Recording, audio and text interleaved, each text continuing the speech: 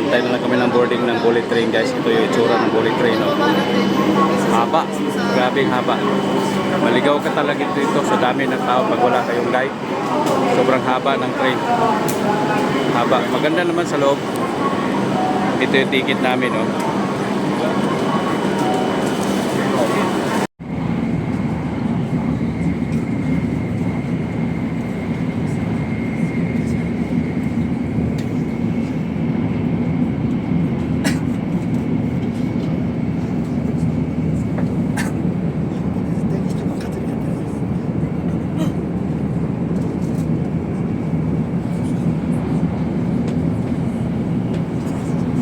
Bilis ng train pero sa loob parang ka lang sumakay ng kotse, hindi bus, parang sumakay ng kotse. Yan o, sobrang bilis ng train pero yung nakatayo dyan, nakatayo pa rin siya.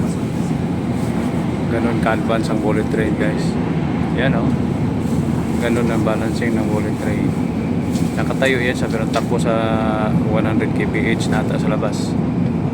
Pwede kang tumayo, pwede kang mag-CR pero sa labas sobrang bilis na o.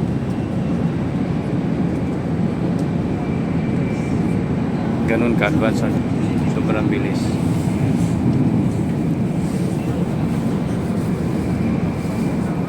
Ganun talaga kaganda ang bullet train.